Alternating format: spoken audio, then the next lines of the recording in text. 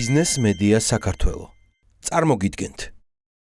ლურჯი ეკონომიკა და შავი ზღვის ქვეყნები კონფერენციას ამსახელით წელს ბათუმმა უმასპინძლა მონაწილეება, რომელთა შორისაც შავი ზღვის ქვეყნების გარემოს დაცვისა და ეკონომიკის მინისტრები და მინისტრების მოადგილეები, სამინისტროს ექსპერტთა დელეგაციები, საერთაშორისო და არასამთავრობო ორგანიზაციების წარმომადგენლები და დამოუკიდებელი ექსპერტები იყვნენ. რამდენიმე სხვა მნიშვნელოვან თემასთან ერთად განიხილეს თუ როგორ უნდა მოხდეს საზღვაო სფეროს განვითარება ისე, რომ გარემოს დაცვითი და ეკონომიკური ფაქტორები თანაბრად იყოს დაცული.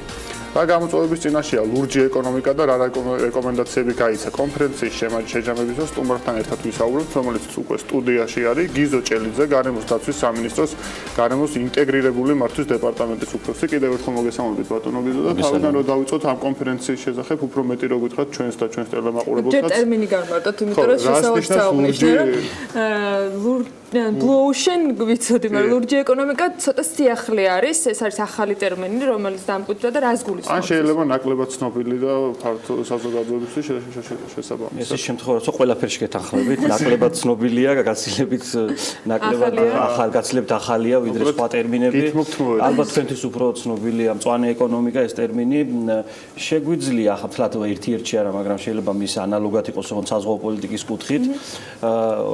მარტივად რო ვთქვა ჩვენ გაგებით ევროკავშირის მიდგომით უпростоრად ეს გულისხმობს საზღვაო პოლიტიკისადმი ახლებურ მიდგომის ჩამოყალიბებას და გულისხმობს ანუ ეს წინსართი ლურჯი გამომდინარეობს ბუნებრივია ზღვისფერიდან, მაგრამ შინაარსობრივად რო განუმარტოთ გულისხმობს უკვე თქვენ ბრძანეთ, ეს არის ეკონომიკური საქმიანობის, კონკრეტულად ზღვასთან დაკავშირებული ეკონომიკური საქმიანობების იმგვარად დაგეგმას, რომ მაქსიმალურად იყოს გათვალისწინებული გარემოს დაცვითი და ასევე სოციალური საკითხები, ანუ ზღვის ათვისებამ, ზღვის მოხმარებამ, ზღვის პოტენციალის გამოყენებამ, არ გააუარესოს ზღვის საინტერესო არის გარემოს დაცვითი საკითხები, რამდენად დგას ჩვენ შემთხვევაში, ანუ კრიტიკულია თუ არა ამ ხრივ წყალში ვითარება, ვინაიდან ხმელეთზე ძალიან ძიმე თვალს როგორც ვიცით. დღეს რა სიტუაცია გვაქვს ამასთან დაკავშირებით რომ ზღვასთან მიმართებაში შეგვიძლია კომპლექსურად ვისაუბროთ სხვადასხვა ტიპის მრავალ გარემოს დაცვით პრობლემაზე, ანუ არ ვსაუბრობთ ეკონომიკურ პრობლემებზე, ეს ალბათ თქვენ სხვა გადაცემებში ისაუბრებთ ამაზე.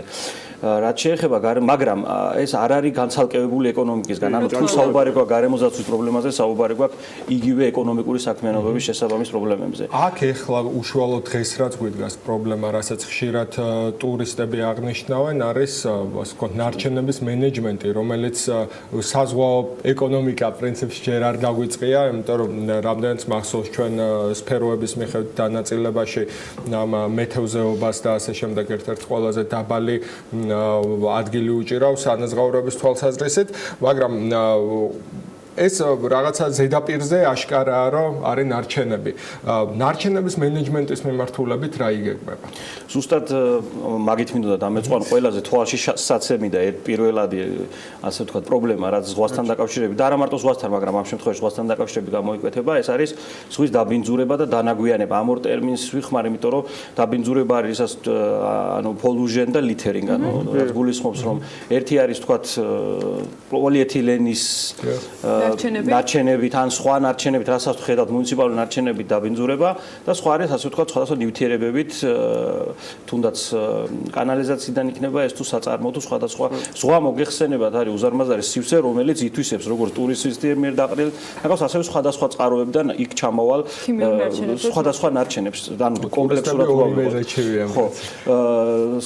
ესე იგი შეიძლება ითქვას, რომ გარკვეული პოზიტიური ძვრები თქვათ დაბინძურებასთან დაკავშირებით ზუსტად ცოტა ხნის წინ მოხდა, მაგალითად ქობულეთში გაიხსნა გამწმენდი ნაგებობა, წყლის გამწმენდი ნაგებობა, ანუ სავარაუდოდ მომავალ წელს უკვე ქობულეთის საზღვაო ტერიტორია, სანაპირო ზოლი იქნება გაცილებით სუფთა, წესით უნდა იყოს გაცილებით სუფთა, მაგრამ ეს არ არის საკმარისი, იმიტომ რომ სულ ყველა გამწმენდი ნაგებობა რო დავაყენოთ აბსოლუტურად, რაც რაღაც დროის ფაქტორია, ალბათ სავარაუდოდ მივალთ მაგ ეტაპამდე, ეს არ არის იაფი გონე ბათუმშიც არის, ხო, ერთი ასეთი ბათუმშიც მოქმედებს, ქობულეთშიც გაიხსნა და სავარაუდოდ დაგეგმილია, მაგრამ პლუს ამას აუცილებელი არის თვითონ ტურისტებისგან გამოწვეული დაბინძურება, იქ მოქმედი ბიზნეს ოპერატორებისგან, მცირე კაფეებისგან თუ რესტორნებისგან, რომლის აღკვეთაც არ არის მხოლოდ შესაძლებელი გარემოსდაცვითი ინსპექციის და ზედამხედველობის ჩარევით, იმიტომ რომ შეუძლებელია ამ ხელა პერიმეტრზე სრულად გააკონტროლოს რამდენმა ადამიანმა რამდენი რაღაცა თქვათ ჭიქა ჩააგდო, ბოთლი ჩააგდო თუ უფრო მასიურ დაბინძურებასთან გვაქვს საქმე.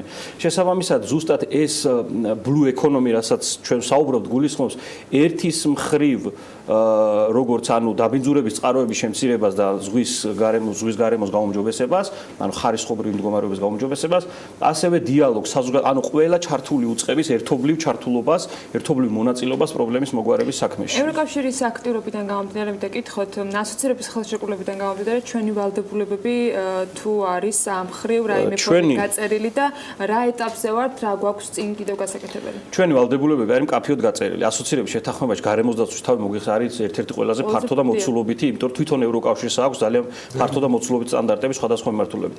ზოგადად გვაქვს ანუ ესე დავუყობ წყლის მიმართულებით არსებული ვალდებულებები, რომელიც აი როცა საუბარია წყლის რესურსების მართვაზე, იქ ბუნებრივი ეგულისხმება ზღვაც, ტბაც, მდინარეც. მაგრამ კონკრეტულად ზღვასთან და ის უფრო შიდა წყლების ნაწილი არის, რამდენად ზღვასთან ანუ ეს ხო განსაკუთრებული არის თუ ერთიან პოლიტიკაშია. თქვათ წყლის რესურსების მართვის შესახებ და ეს კანონმდებლობა უნდა შეიცვალოს და მოერგოს ალბათ ეს გადაცემა არ ეყოფა ცალკე შეგვიძლია ამაზე ვისაუბროთ. ანუ ახალი მართვის სისტემა რაც ევროკავშირის წყლის რესურსების მართვის ბუნებრივია შეეხება საზღვაო სივრცესაც ეს ერთი. მაგრამ გარდა ამისა არსებობს თვითონ ზღვასთან დაკავშირებული დირექტივაც, რომელსაც მოიცავს ასოცირების შეთანხმება.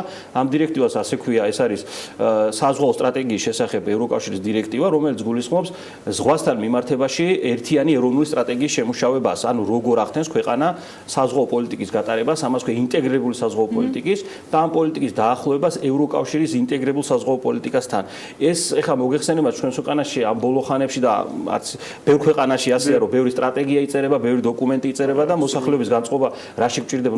ჩემი განწყობა შეიძლება ბევრთან მიმართებაში მსგავსი იყოს რაღაცა ფურცლები, დეევ სტრატეგიები რამდენად სრულდება.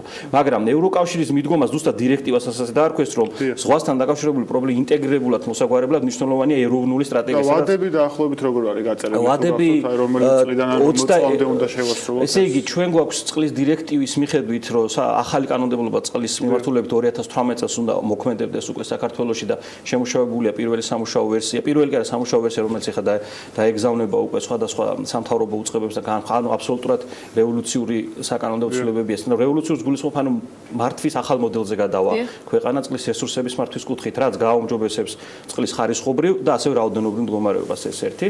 და რაც შეეხება საზღვაო კუთხით, ამ სტრატეგიის შემუშავებისთვის ცოტა გარკვეული პერიოდი გვაქვს 20-21 წლისთვის უკვე 22 წლამდე თუ სწორად მახსოვს, უნდა ქონდეს ეს სტრატეგია შემუშავება. ანუ ნარჩენების მართვაზე როცა იყო საუბარი, მართალია რაღაცები გადავადა, მათ შორის პოლიეთნიკის პარკებთან დაკავშირებით, მაგრამ ამბობს რომ აქტიურად არის ამ წელში ჩართული. გარემოსდაცვით ნაწილთან ერთად თქვენ კი ცოტათი აირიდეთ, მაგრამ მაინც მეკითხოთ ის რეკომენდაციები, რომელიც იყო მათ შორის ეკონომიკის ჭრილში, ანუ რამდენად თანხმდება დღეს ეკონომიკა და გარემოსდაცვა ჩვენი არსებული რეალობიდან გამომდინარე ერთმანეთს, რამდენად ერთად შეუძლიათ თანამშრომლობა. თუნდაც ის რომ კონფერენციას ბათუმში უმასპინძლა blue economy-სთან და რასაც თქვენ შავ რუჟ ეკონომიკასთან და ერთი წლის წინ მაგალითად საქართველოს უმასპინძლა კიდევ უფრო მასშტაბურ კონფერენციას მწვანე ეკონომიკასთან დაკავშირებით, უბრალოდ ეს გახდათ გაეროს ევროპის ეკონომიკური კომისიის 56 ქვეყნის დელეგაცია რეგიონული კონფერენცია ჩატარდა, რომლის თავარი დევიზი იყო მწვანე ეკონომიკის განვითარება და კონკრეტულად იქ საუბარი იყო კიდე ჰაერის ხარისხის გაუმჯობესებაზე. გულისხმობს რომ ჩვენი მდგომა ან პროგრესს თუ ვაფასებთ, დღეს რა თქმა უნდა თუ შევადარებთ წარმატებულ ევროპულ ქვეყნებს, ჩვენთან ეკონომიკის და გარემოსდაცვის მიმართება არ არის ისეთი, როგორც უნდა იყოს. მაგრამ თუ შევადარებთ გასულ წლებს, ამ საკითხზე უკვე დიალოგი ინტენსიურად მიმდინარეობს. შეიძლება ითქვას, რომ როდესაც ჩვენ მუშაობთ თქვა გარემოსდაცვის სამოქმედო გეგმაზე, როდესაც მიმდინარეობს დარგობრივი მაგალითად სოფლის მეურნეობის განვითარების სტრატეგია, რეგიონული განვითარების სტრატეგია, ძალიან კარგია რომ ჩვენი მონაწილეობაც და ჩვენი ჩართულობაც იქ მნიშვნელოვნად მეტია ვიდრე წინა წლებში. ანუ ამ სტრატეგიული დაგეგმვის დროს ხდება გარემოსდაცვის საკითხების ასახვა, რაც არ ვთვლი რომ საკმარისია, რა თქმა უნდა მეტია საჭირო, იმიტომ რომ გარემოსდაცვა შეიძლება ითქვას რომ ეს ერთი არის გარკვეული სფერო ცალკე აღებული, მაგრამ ეს არის რამდენიმე სფეროში განაწილებული სხვადასხვა საკითხები. ავიღოთ ენერგეტიკა, ავიღოთ სოფლის მეურნეობა, ავიღოთ ეს. აი, როდესაც თქვენ გარემოსდამცველი ბრძანდები და ამ პოზიციიდან საუბრობთ, მაინც მაინტერესებს თქვენი შეფასება. ეს სიახლეები ხომ არ გახდება დამაბრკოლებელი ეკონომიკის განვითარების? ძალიან კარგი შეკითხვა მინდა გითხრათ, აი ეს შეკითხვა არის ერთ-ერთი პრობლემური, ანუ დისკუსიის თემა. ბიზნეს ხშირად სწორედ ასე წარმოუდგენია, როდესაც გარემოსდაცვა დამცველები ერთვებიან მათ. აი წუთი ნახევარი იქ თუ არ დავყარე, იქ ჩემი ფულს ვერ საფრაზე არ ვიშვა. საუბრობ. აი დაახლოებით 1 წუთში შევეცდები ჩავატიო ჩემ პასუხი, იმიტომ რომ ესე იგი ამაზე ძალიან დიდი დისკუსია მიმდინარეობს სოფლიოში. გარემო და ეკონომიკა ერთმანეთის შემაფერხებელი თუ პირიქით, ორივე ერთმანეთის ხელშემწყობი ფაქტორები. ანუ ბევრისთვის დღეს წარმოუდგენელია, რომ გარემოს დაცვით შეიძლება ეკონომიკურ სარგებელს მიაღწიოს. აი მარტივად რო ავიღოთ, ჩვენ გარემოს დამცველები საუბრობთ ენერგოეფექტურობაზე. ენერგოეფექტურობა გულისხმობს ენერგიის დაზოგვას, ანუ არ დაბინძურებას, ან სუფთა ტექნოლოგიის გამოყენებით ნაკლები ზიანის მიყენებას ზღვისთვის თუ ნიადაგისთვის, ან ჰაერისთვის, მაგრამ ბიზნესმენისთვის ეს არის გაძვირებული ტექნოლოგია. ხო, ანუ ახალი ტექნოლოგია ოდნავ უფრო ძვირი ან ბიუროკრატიული რაღაც პირობები, როცა სჭირდებათ დამატებით. ან ბიუროკრატიულიც, მაგრამ თქვათ ავიღოთ ენერგოეფექტური ტექნოლოგიების დანერგვა საწარმოში გულისხმობს ცოტათი უფრო ძვირი ტექნოლოგიების შეძენა საწყის ეტაპზე, ვიდრე მას აქვს მოძველებული, მაგრამ იმით ის უკვე აქვს და ხმარობს. ანუ რა შეიძლება ხა ბიზნესი მოგეხსენებათ ორიენტირებული მოგებაზე პურს აწყობ, იმიტომ რომ შეერ ადამიანებს აჭავ, იმიტომ რომ მოგება ნახოს, ავარა ყველა ეს ნორმალური ბიზნესის წესია. ანუ ჩვენი მიზანია რომ ბიზნესმენამდე მივიტანოთ რომ ენერგოეფექტურობა მისთვის ვია სასარგებლო და არა ის რომ ამით ხვალ რაღაც ჩიტის სახეობა არ გადაშენდება და რომელიღაცა ბალახი სადღაც ტერიტორიაზე აღარ ამოვა ისე როგორც ამოდიოდა ან ხე არ მოიჭრება ვთქვათ. ეს ცოტა მორალისტური საკითხები რო განვაყენოთ წმინდა ბიზნესის კანონებით ვისაუბროთ, ძალიან მნიშვნელოვანია ენერგოეფექტურობა, იმიტომ რომ მე თუ დღეს ნაკლებად დავხარჯავ ენერგიას, წლის ბოლოს მოგებაში მექნება ისაც უნდა გადამეხადა კომუნალური თუ სხვა ტიპის ჩემს ასე ვთქვათ ენერგომოთხოვნილებების დასაკმაყოფილებლად წარმოებაში უფრო ნაკლებს დავხარჯავ. სხვათა შორის ცოტა ხნის ჩატარა ძალიან კარგი პროექტი ევროკავშირის, რომელიც მცირე ბიზნესთან მიმართებაში იყო და რამდენიმე საპილოტე ბიზნესს ზუსტად არ ვახსოვს კონკრეტულად რომელ ბიზნესებს დაუთვალეს, იყო თონეები, იყო ცოტა უფრო მსხვილი ბიზნესები, რომლებსაც დაუთვალეს ენერგოეფექტური ღონისძიებებით რამდენ წელში რა მოგებას ნახავდნენ. ანუ მაგალითად ავიღოთ მილები, რომელიც შეიფუთა ეს მილები, ანუ გახდა უფრო მეტი სითბოს, ასე ვთქვათ, დამზოგი, ნაკლები ენერგიას მოიხმარდა და აღმოჩნდა რომ 3-5 წელიწადში ის რაც დახარჯა ამის ამილების შეფუთვაზე, ამოიღო 3 წლის მერე უკვე მუდმივ მოგებაზე გადავიდა ეს კომპანია. საუბრობთ მარტო შეფუთვაზე. ახლა წარმოიდგინეთ ძველი ტექნოლოგიასაც ვთქვათ, ახალს დანერგავ. ქმნი ახალ სამუშაო ადგილს, იმიტომ რომ ახალ დანადგარს, ახალ ტექნოლოგიას უფრო ახალი, ანუ სამუშაო ადგილები იქნება ერთი კუთხით დამატებით. მეორე, შენი წარმოება ხდება უფრო სუფთა, მესამე ნაკლებ რესურსს ხარჯავ ამ წარმოებაზე, მეოთხე ხა ახალი თაობის ტექნოლოგია უფრო კარგ პროდუქტს უშვებს, მაგალითად შევთანხმდეთ ვიდრე ძველი. ანუ მე ამ შემთხვევაში არ მინდა ვისაუბრო კონსერვაციის და გარემოს დაცვის კუთხით, იმიტომ რომ ეს ბევრჯერ მოусმენია ბევრ გადაცემაში, თქვენ ბიზნეს გადაცემა, ამიტომ ჩვენ ვისაუბროთ წმინდა ეკონომიკურ ტერმინებით. დღეს ლურჯი ეკონომიკა იქნება მწვანე თუ მოიისფრო.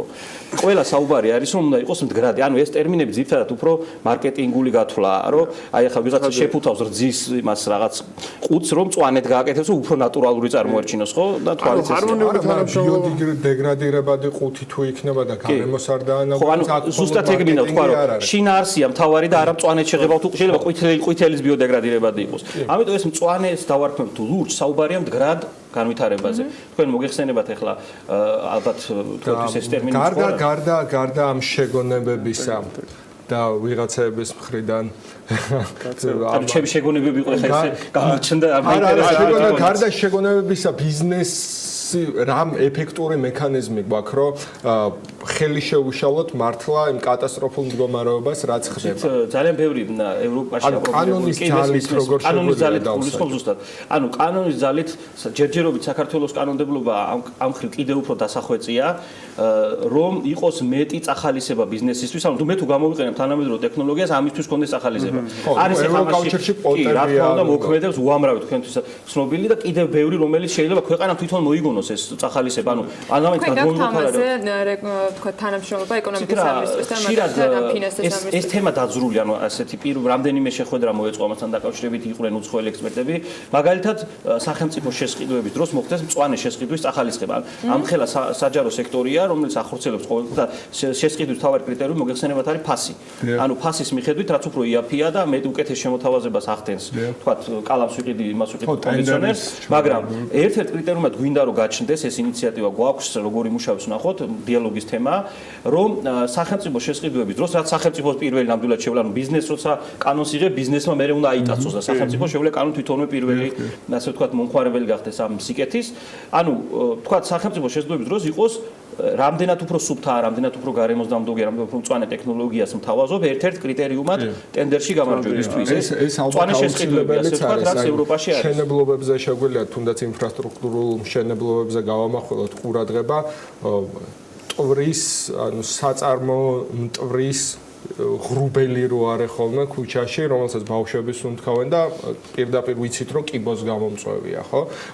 ამის მოთხოვნა არასოდეს არ არის, რომ შეიფუთოს სიტყვაზე ის შენობა. მoni მალე მე-19 საუკუნის ლონდონს გადაუსწრებთ სმოგის ამბავში და რომლის რეაბილიტაციაც ანაშენებაც ხდება. ეს ნაწილი ძალიან მნიშვნელოვანია, რომ იყოს. სხვა უფრო არაწამახალისებელი, არამედ სადამსჯელო ნაწილი ფიგურირებს? სადამსჯელო ნაწილი ბუნებრივი ანუ ერთი არის რომ ორივე მეთოდს ვიყენებთ ეკონომიკასთან მიმართებაში, როცა სახელმწიფო პოლიტიკა იგივება, ერთი გარკვეული სანქცია, მეორე წახალისება.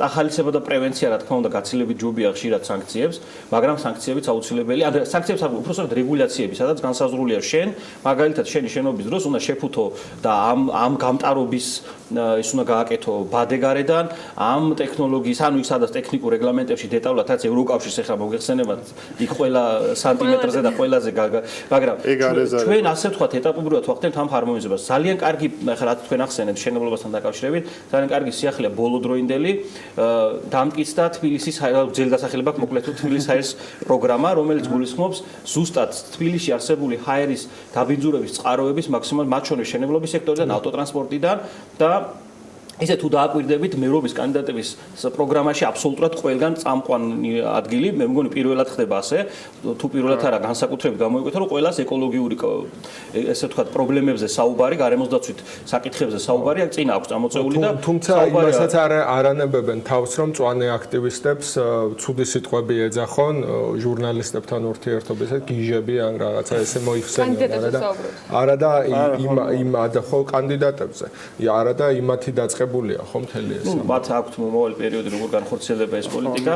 რაც შეეხება ამ ჰაერის პროგრამას, ეს ჰაერის პროგრამა მნიშვნელოვნად როგორ საუბარია საკანონმდებლო რეგულაციების შემოღების გზით თუ პრაქტიკული ღონისძიებების გატარებით, რომ თბილისში კონდეს ისეთი ჰაერი, როგორ წესდარიგით უნდა კონდეს. ანუ სადაც იცხოვრება, შეიძლება ვისუნთქოთ, შეიძლება გადავაწყდეთ ნორმის ფარგლებში.